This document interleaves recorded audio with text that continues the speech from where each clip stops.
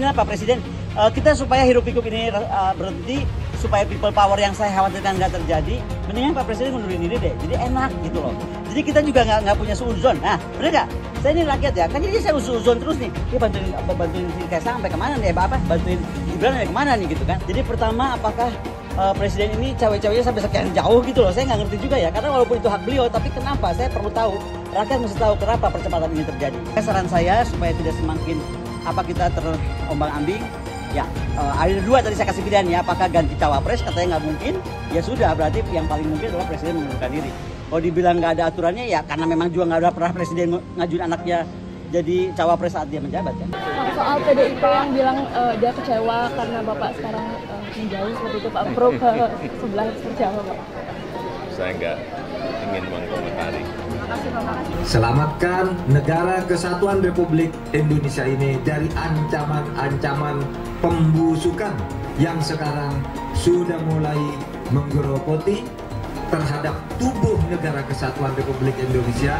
Tetapi gerogotan penyakit itu insya Allah akan kita hadapi dan akan kita bersihkan pada tanggal 14 Februari tahun 2024. Sehingga kita harus bersikap tegas terhadap tindak pidana korupsi, harus tegas dalam penegakan hukum yang semuanya itu nanti akan diabdikan untuk kemakmuran rakyat.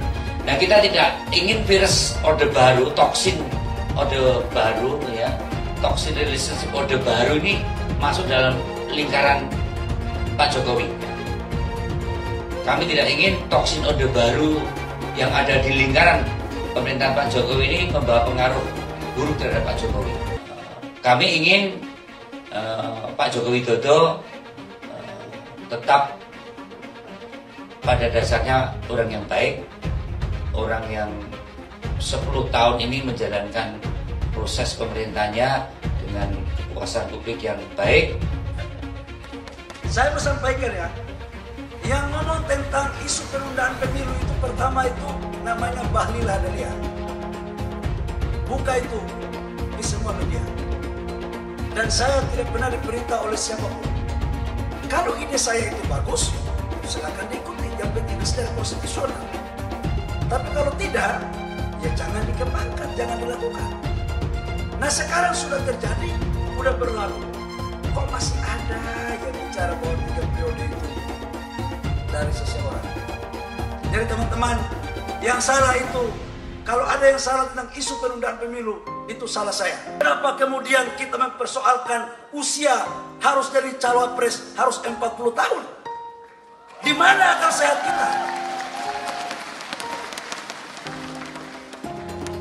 Teman-teman semua harus paham, bangsa ini tidak akan pernah ada dan kokoh seperti sekarang tanpa positioning dan peran serta perjuangan generasi muda di bawah 40 tahun.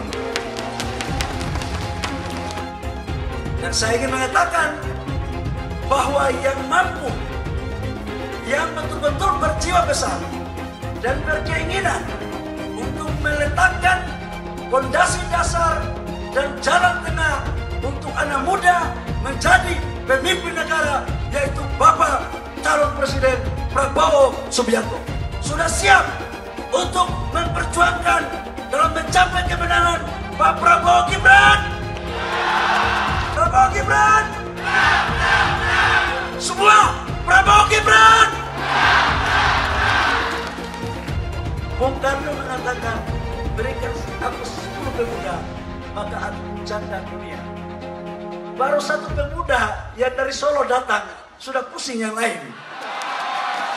Pak Jokowi kalau nggak ada PDI Perjuangan juga, aduh kasihan dah.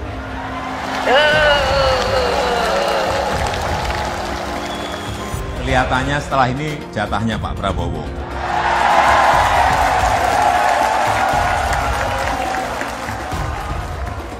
Ketika Mas Gibran kemudian keluar dari skema keputusan yang sudah diambil oleh Ibu Megawati Soekarno Putri dan bahkan mencalonkan diri sebagai bakal calon wakil presiden di luar garis keputusan partai, maka secara konstitusi partai, secara aturan partai, dia telah melakukan pembangkangan. Bahkan rakyat banyak pun telah menilai bahwa Mas Gibran dengan sengaja ingin keluar dan atau bahkan telah keluar dari keanggotaan PDI Perjuangan sendiri. Ketika oleh ambisi kekuasaan itu kemudian hukum mencoba untuk direkayasa melalui Mahkamah Konstitusi, ini yang didengarkan oleh PDI Perjuangan karena kami partai yang berasal dari rakyat. Sehingga suara-suara itulah yang kemudian direspon dan Pak Ganjar Prof. Mahfud MD adalah jawaban agar keadilan bisa ditegakkan bagi semua, agar politik yang diawali dari pemimpin yang berasal dari rakyat bukan dari kalangan elit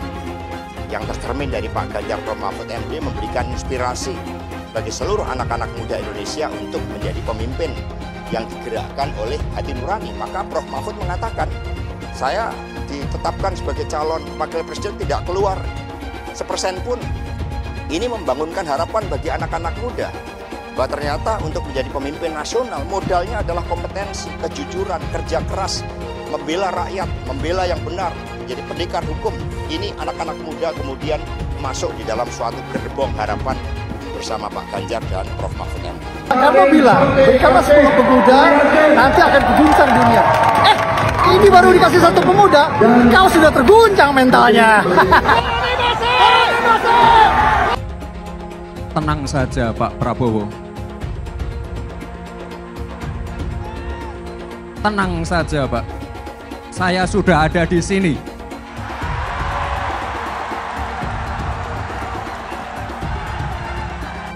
Program-program yang sudah berjalan sudah membawa Indonesia ke pintu gerbang kemajuan. Tugas kita sekarang melanjutkan dan menyempurnakan. Tekad kami bersama dengan saudara-saudara untuk maju minta mandat dari rakyat Indonesia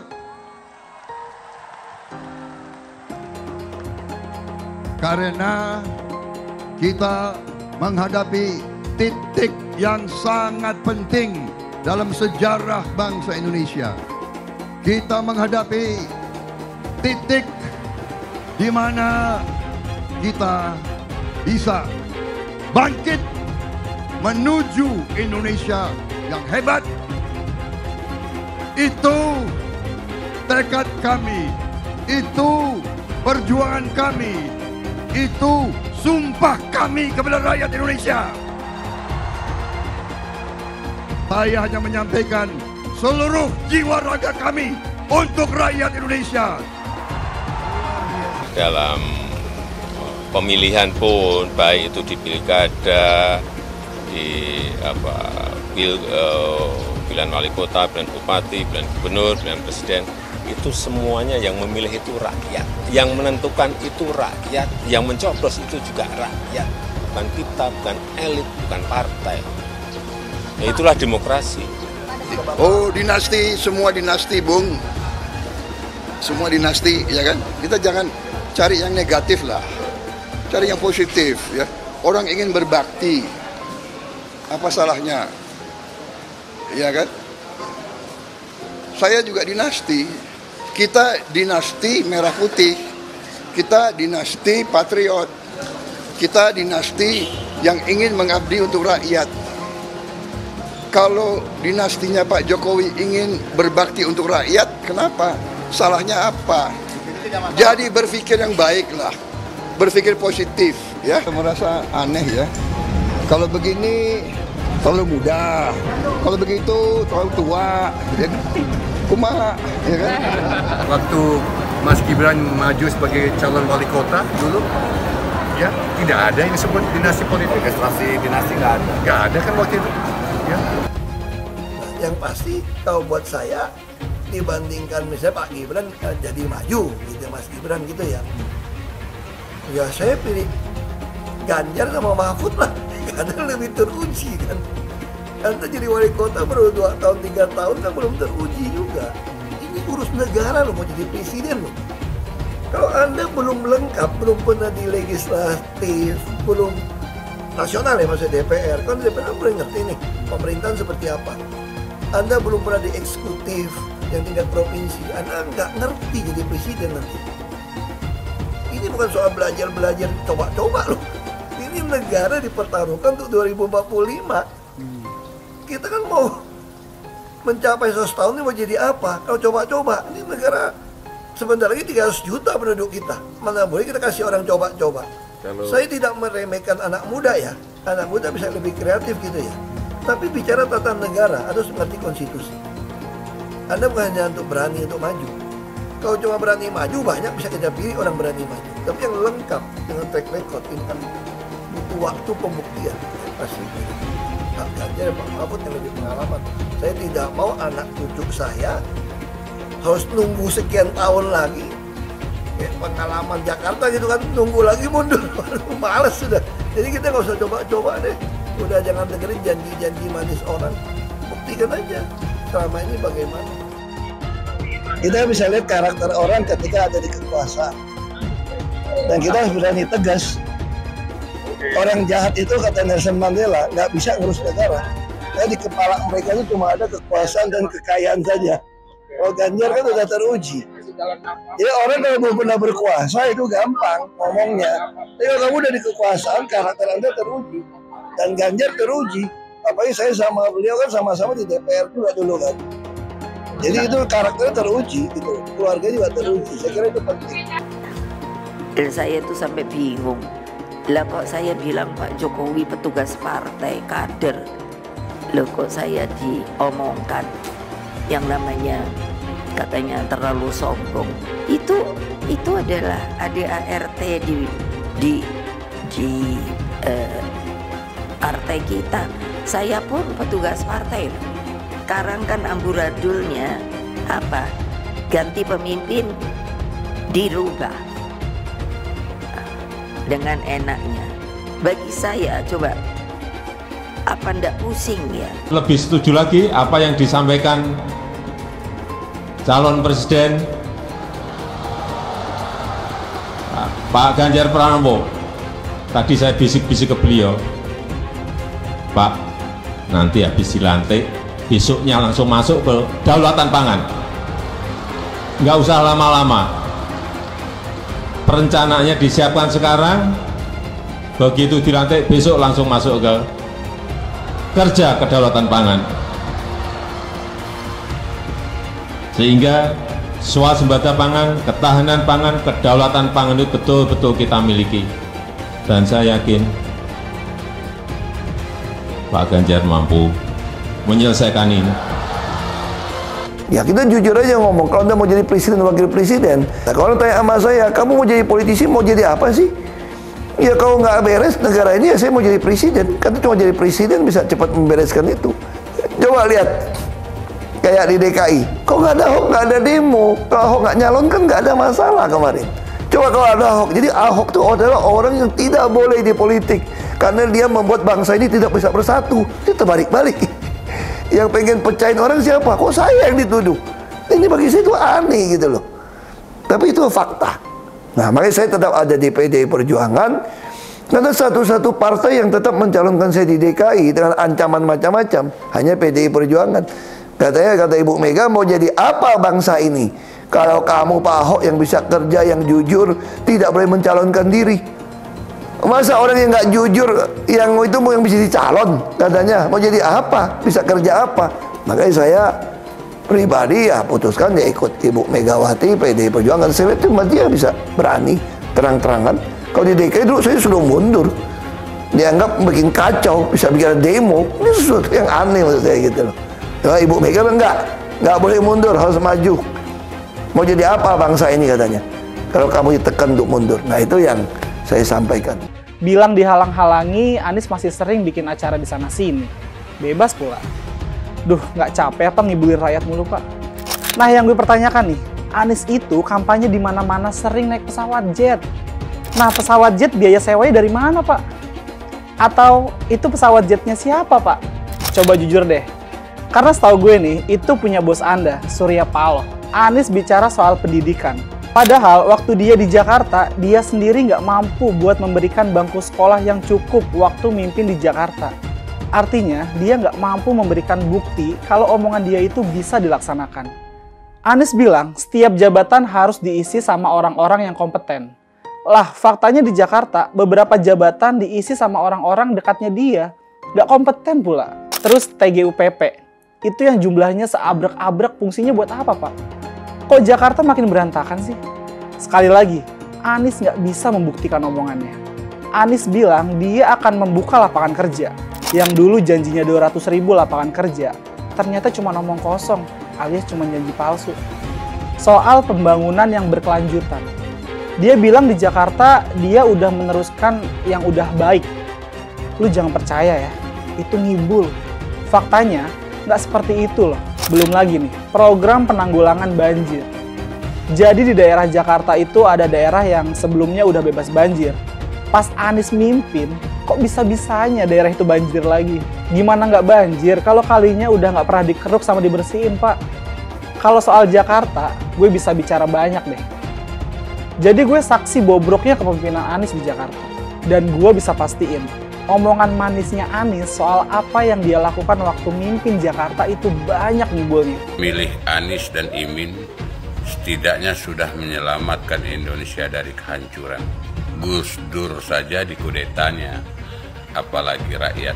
Yang satu memang jago kata-kata, jago beretorika. Nggak kelawan kalau soal kata-kata. Di sisi lain, kita sama-sama melihat yang sudah ditulis pakai tangan dia sendiri, pakai hati dia sendiri, lagi dia ingkari, apalagi hanya mengandalkan kata-kata dan janji. Pun demikian dengan janji Cak Ponimin. Gus Muhaimin memberikan program siapapun yang hamil yang ada di muka bumi Indonesia ini akan diberikan tunjangan selama hamil. Karena itu yang masih jomblo secepatnya nikah, hamil, dibiayai kehamilannya oleh Gus Muhaimin. Akan mendapatkan subsidi, akan mendapatkan tunjangan rata-rata 6 juta selama kehamilan. Gus Muhaimin dan PKB menang. Semua yang punya sepeda motor, BBM-nya kita subsidi gratis tanpa biaya. Siapa yang di sini punya sepeda motor? Tahun 2024, PKB menang, Gus Muhaimin presiden, disubsidi serendah-rendahnya harga subsidi BBM. Kalau PKB sekarang bukan PKB Gus Dur, ini PKB Caimin. Jadi beda, PKB-nya sudah beda. Jadi nggak bisa lagi menurut saya, memang masih tetap jualan nama Gus Dur, itu ada larangannya jelas sekali. Tapi ya namanya orang masih mencuri-curi, kebiasaan kayaknya mencuri-curi. Mencuri partai, sekarang mencuri gambar. Gus Dur pendiri partai, orang yang dikatakan oleh Caimin sebagai guru politiknya, malah dikudeta, apalagi rakyat. Susah kan mau milih pemimpin seperti itu nanti? Pak Prabowo hari ini adalah calon presiden dari Partai Gerindra. Saya sampaikan berkali-kali bahwa saya tidak ingin menjegal, saya tidak mau menjadi orang yang dibawa untuk berhadapan dengan Pak Prabowo dan menghentikan Pak Prabowo. Saya tidak mau. Dan saya katakan itu kepada siapapun yang datang kepada saya untuk berbicara tentang calon presiden. Yang nanti anak saya dan anak-anak saya akan ingat itu. Nah, saya tidak mau mengkhianati, menikam pada orang yang dulu sudah bekerja, membantu, dan berjuang bersama. Bapak Politik Identitas Indonesia Anies Baswedan, Bapak Intoleransi Indonesia Anies Baswedan, jangan lupakan, jangan terlena, jangan sampai dia pecahkan kita dengan dagangan ayat dan mayatnya. Air itu turun dari langit, turunnya ke atap rumah langsung sumur bor, bukan ke sungai dan ke laut. Saya mensyukuri kenapa kalah, kenapa ditahan. Saya bersyukur atas itu semua. Saya coba bayangkan ya, kalau seandainya waktu itu kita menang gitu ya, hari ini belum tentu kita bisa nikmati seperti ini. Kita bersyukur 5 tahun Tuhan izinkan kasih ke orang yang pintar ngomong untuk kerja. Coba kalau kita bayangkan gitu ya, kalau kemarin saya masih jadi gubernur, ini saya udah turun ini. Tapi yang pintar ngomong itu dikira orang hebat kan? Ini lebih berbahaya tahun 2024, langsung ketahuan karakternya. Langsung ketahuan itu. Di saya juga ada kutipan Pak di kamar saya Pak.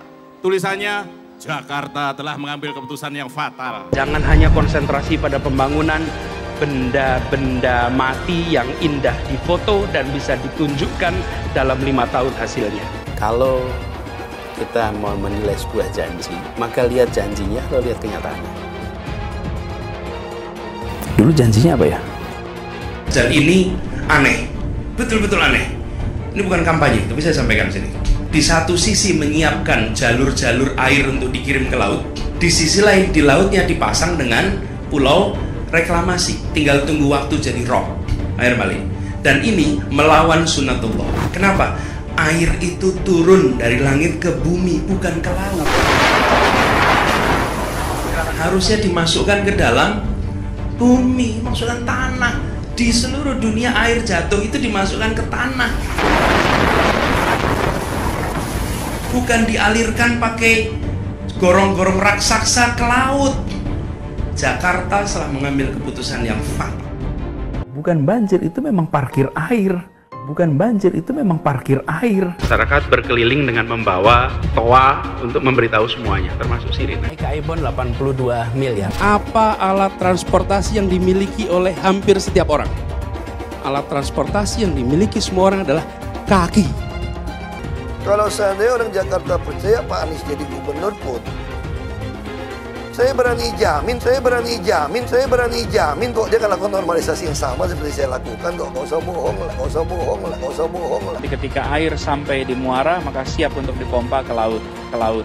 Pancasila Soekarno, ketuhanan ada di pantai. Anak Tuhan dari mana? Kalau Yesus anak Tuhan, bidangnya siapa? Besok di seluruh wilayah Indonesia kami katakan dan Iblis hanya menggoda orang yang beriman. Makanya jarang-jarang orang kafir kerasukan setan. Yang kerasukan setan itu orang baik-baik. Jarang, saya belum pernah nengok Cina kerasukan setan. Pernah tak Ahok itu kerasukan setan? Enggak, setannya juga. Karena sesama setan jarang saling menggoda. Karena di salib itu ada jin kafir. Karena di salib itu ada jin kafir. Karena di salib itu ada jin kafir. Haleluya. Kepalanya ke kiri apa ke kanan? Kepalanya ke kiri apa ke kanan? Tetap percaya salib itu lambang mulia, bukan jin. Kok ketawa? Aku nggak nyindir siapa-siapa loh. Saya nggak pernah mundur untuk kebenaran, keadilan, kejujuran. Dan peri kemanusiaan, gue nggak pernah mundur. Dan gue nggak pernah takut juga sama lu. Siapapun yang rasis, gue akan hadapin. Karena rasis itu tidak berperi kemanusiaan. Sama saya ditanya dulu kan, kamu nyesel nggak statement kamu di Pulau Seribu sehingga masih masuk penjara? Tidak pernah nyesel, karena saya mengatakan kebenaran. Anies merupakan antitesis daripada Pak Jokowi. Antitesis artinya bertolak belakang dengan Jokowi. Anies sudah menyatakan tidak akan melanjutkan semua program dari Pak Jokowi. Jadi semua pembangunan yang dilakukan oleh Pak Jokowi akan dihentikan oleh Anies jika Anies menjadi presiden. Lagi pula Anies didukung oleh khilafah dan pendukung Anies adalah ormas seperti FPI dan HTI. Apa kita mau FPI dan HTI kembali di Indonesia jika Anies memimpin? Anies juga dikenal sebagai bapak politik identitas yang menghalalkan segala cara untuk menggapai kekuasaannya, termasuk menggunakan politik identitas berbasis agama. Lihatlah di kasus Ahok waktu itu. Kita sudah bisa melihat hasil kerja Anies selama 5 tahun di Jakarta. Tidak ada satupun janji yang dipenuhi dan tidak ada kinerja yang bisa dibanggakan. Dari DP 0%, OKOC, kelebihan bayar, Formula E, banjir, sumber resapan, jalan rusak, dan gonta-ganti nama jalan. Lihatlah rekam jejak Anies selama 5 tahun. Bayangkan Indonesia ke depan jika dipimpin oleh Anies. Dan bayangkan jika Anies menang. HTI dan FPI, ormas khilafah yang dibubarkan itu akan dikembalikan oleh Anies. Apakah kita mau Pancasila diganti jadi khilafah? Perkataan Ahok sudah terbukti dan Jakarta sudah menjadi korban. Jangan biarkan Indonesia menjadi korban kibulan Anies Baswedan.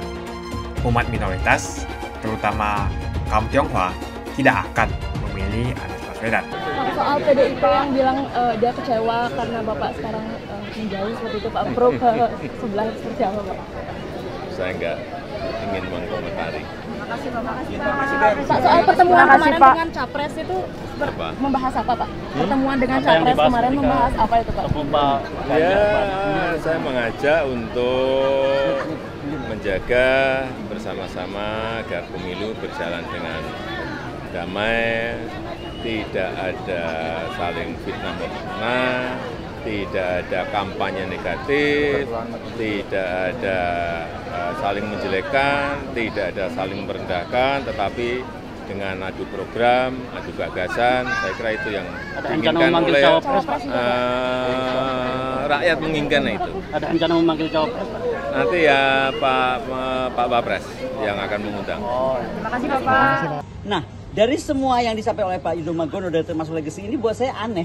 Kenapa mesti dipercepat? With all due respect ya, saya sangat menghargai kalau memang Pak Agus harus jadi Panglima. Kita nggak punya keberatan apapun. Tapi kenapa harus cepat-cepat Presiden melakukan ini? Ini menjadi pertanyaan saya yang kedua kepada Presiden Joko Widodo.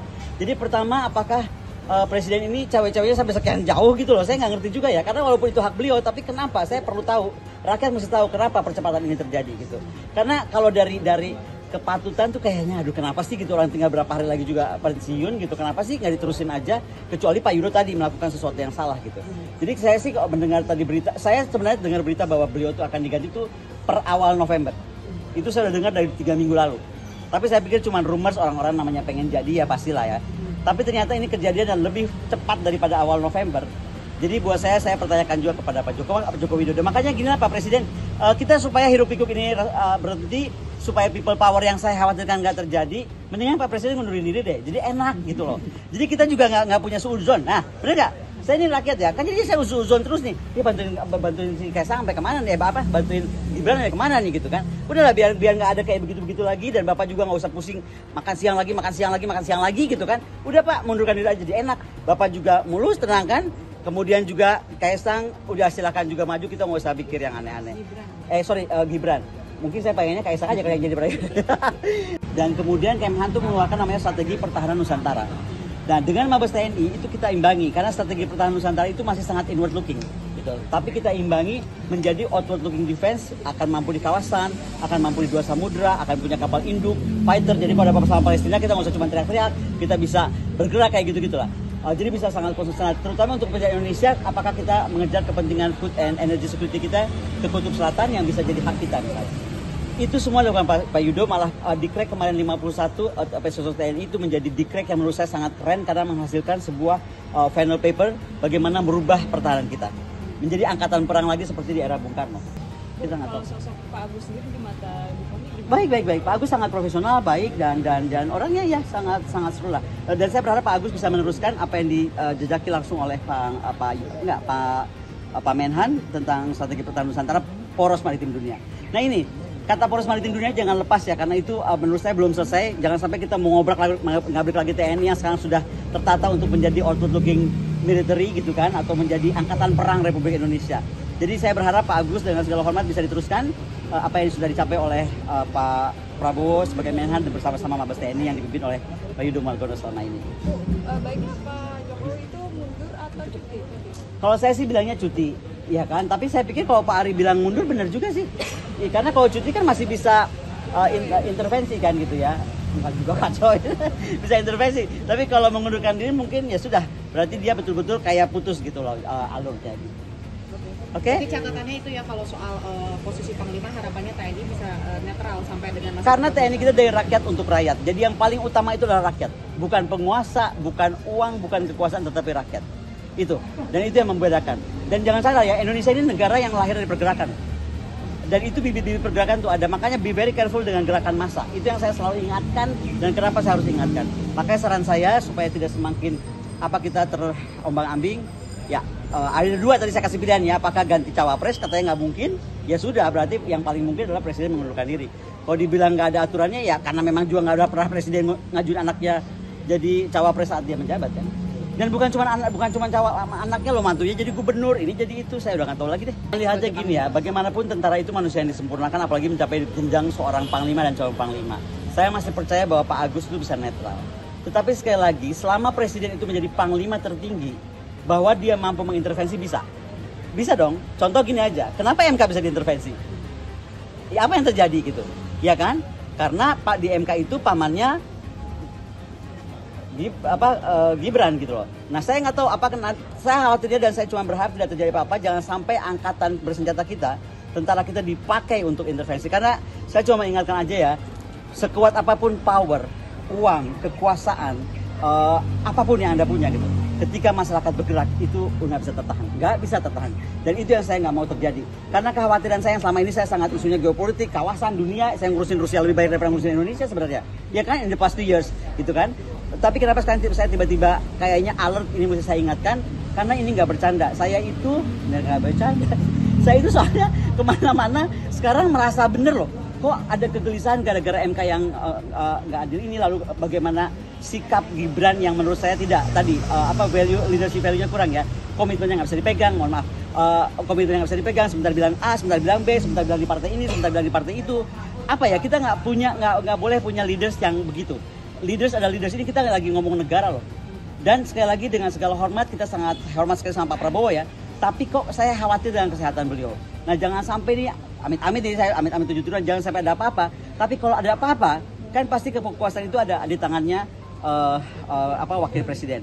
Jangan sampai nanti jadinya edisi presiden 2,5, nggak 3 periode tapi 2,5 periode dan 5 periode. Dulu Anies bisa menang karena menggunakan agama dan etnis. Isu agama, ras, dan antar golongan dinikmati oleh relawan Anies. Saat itu Anies didukung oleh FPI, HTI, dan pengasong khilafah lainnya. Pada akhirnya Ahok harus kalah, namun kekalahan dia adalah kekalahan yang membuka mata rakyat Indonesia bahwa masih ada orang-orang yang menang dengan cara menggunakan politisasi agama atau politik identitas berbasis agama. Ternyata banyak sekali orang yang dengan mudah terhasut lewat jalan-jalan seperti itu. Relawan Anies terutama dari FPI, HTI, PA212 seperti Bahar Smith dan Rizik Syihab selalu menghujat Cina, etnis Cina.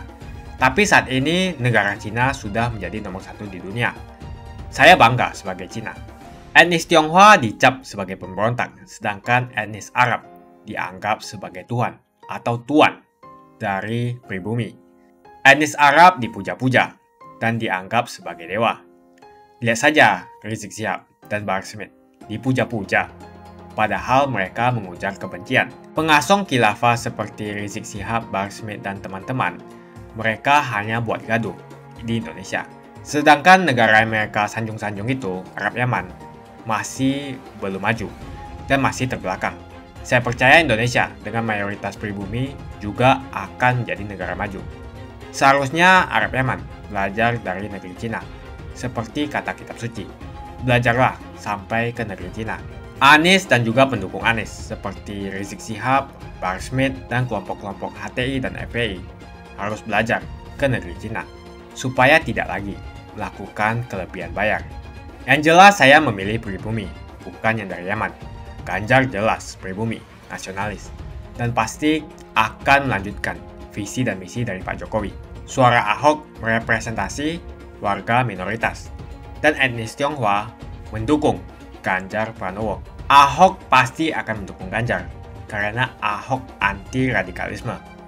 Ahok yang jelas tidak akan mendukung Anies Baswedan, karena Anies Baswedan didukung oleh kelompok khilafah, HTI, dan FPI. Ormas terlarang itu. Anies merupakan antitesis daripada Pak Jokowi dan diragukan kenasionalisannya, apalagi pribumiannya. Antitesis artinya bertolak belakang dengan Jokowi. Anies sudah menyatakan tidak akan melanjutkan semua program dari Pak Jokowi. Jadi semua pembangunan yang dilakukan oleh Pak Jokowi akan dihentikan oleh Anies jika Anies menjadi presiden. Lagi pula Anies didukung oleh khilafah dan pendukung Anies adalah ormas seperti FPI dan HTI. Apa kita mau FPI dan HTI kembali di Indonesia jika Anies memimpin? Anies juga dikenal sebagai bapak politik identitas yang menghalalkan segala cara untuk menggapai kekuasaannya, termasuk menggunakan politik identitas berbasis agama. Lihatlah di kasus Ahok kali itu. Kita sudah bisa melihat hasil kerja Anies selama 5 tahun di Jakarta. Tidak ada satupun janji yang dipenuhi dan tidak ada kinerja yang bisa dibanggakan. Dari DP 0%, OKOC, kelebihan bayar, Formula E, banjir, sumber resapan, jalan rusak, dan gonta-ganti nama jalan. Lihatlah rekam jejak Anies selama 5 tahun. Bayangkan Indonesia ke depan jika dipimpin oleh Anies. Dan bayangkan jika Anies menang. HTI dan FPI, Ormas Khilafah yang dibubarkan itu akan dikembalikan oleh Anies. Apakah kita mau Pancasila diganti menjadi Khilafah? Bagian Indonesia Timur yang mayoritas non-muslim seperti Bali tidak akan setuju dengan Khilafah atau sistem Khilafah. Mungkin Indonesia akan bubar jika Anies menjadi presiden. Perkataan Ahok sudah terbukti dan Jakarta sudah menjadi korban. Jangan biarkan Indonesia menjadi korban kibulan Anies Baswedan. Umat minoritas, terutama kaum Tionghoa, tidak akan memilih Anies Baswedan. Saya yakin karma Ahok mengejar Anies Baswedan. Dulu Anies memainkan politik identitas kepada Ahok. Sekarang Anies dipertanyakan kepribumiannya karena dia teriaman. Itu saja opini saya hari ini. Tuliskan opini kalian tentang Anies Baswedan. Jika kalian setuju dengan pendapat saya di video ini, pastikan kalian menekan like di video ini dan bagikan video ini ke teman dan family Anda supaya mereka semua mengetahui tentang informasi ini.